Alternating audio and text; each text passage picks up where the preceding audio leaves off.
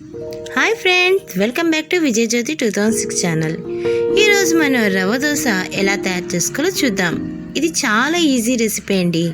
అప్పటికప్పుడే టిఫిన్గా కానీ స్నాక్గా కానీ ప్రిపేర్ చేసి తినచ్చు. మరి ఎందుకు ఆలస్యం, రెసిపీలోకి వెళ్ళిపోదాం. యాక్చువల్గా ఈ రవ్వ దోశను మైదా పిండి యూజ్ చేసి చేస్తారు, కానీ ఇక్కడ నేను గోధుమ పిండితో ట్రై చేశానండి. చాలా బాగా వచ్చింది. కాబట్టి మీరు కూడా ఒకసారి నాలాగా ట్రై చేసి చూడండి. రవ్వ దోశకు కావలసిన ఇంగ్రీడియంట్స్.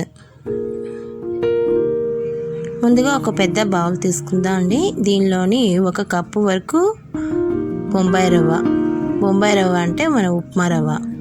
దీనికి 1/2 కప్పు గోధుమ పిండి యాడ్ చేసుకోవాలి. మరొక 1/2 కప్పు బియ్యం పిండి.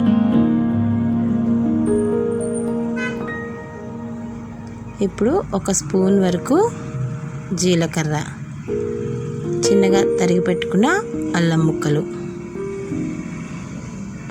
1/2 టీ స్పూను ఇంగువ, చిన్నగా తరిగి పెట్టుకున్న పచ్చిమిరపకాయ ముక్కలు, ఇంకా సన్నంగా తరిగి పెట్టుకున్న కరివేపాకు, కొత్తిమీర, ఇంకా రుచికి సరిపడ్డ ఉప్పు, ఇంకా 1/2 టీ స్పూను మిరియాల పొడి.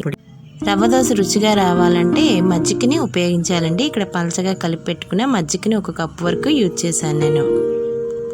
ఈ రవ్వ దోశ కన్సిస్టెన్సీ అనేది చాలా పలచగా ఉండాలి. కాబట్టి 1 కప్పు మజ్జిగ యూజ్ చేసిన, ఇంకా 2 కప్పుల వరకు వాటర్ని యూజ్ చేశానండి. అలా కొద్దిగా వేస్తూ కలుపుకోవాలి.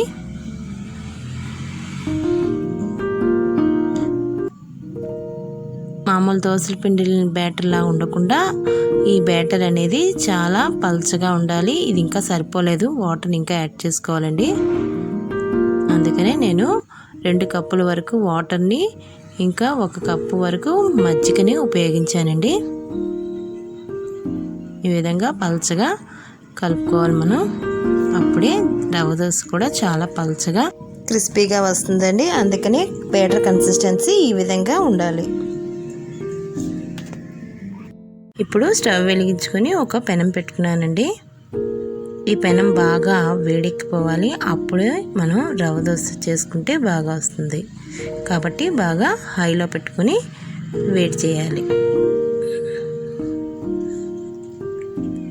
ఇంకా వేడెక్కిన తర్వాత ఇలా సన్నగా తరిగి పెట్టుకుని ఉల్లిపాయ ముక్కలు ఇలా డైరెక్ట్గా వేసేద్దాం.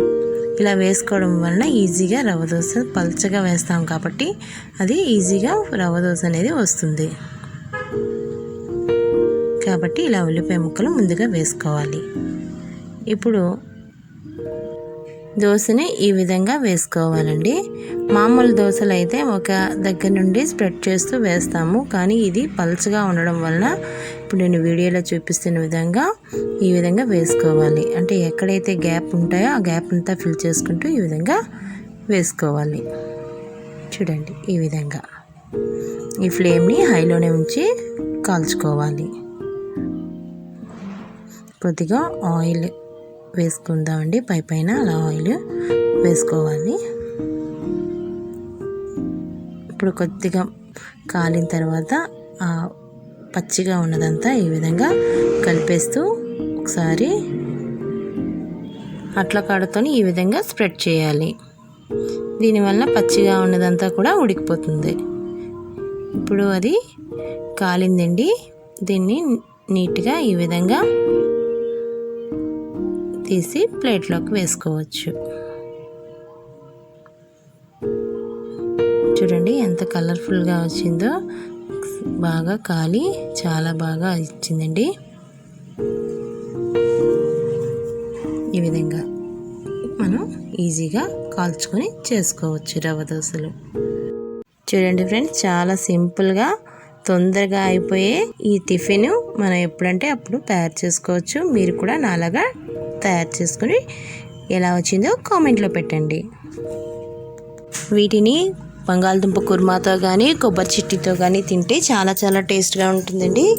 మీరు కూడా నాలాగా ట్రై చేసి చూడండి. ఈ వీడియో కనుక మీకు నచ్చినట్లయితే లైక్ చేయండి, షేర్ చేయండి, ఇంకా కామెంట్ చేయండి.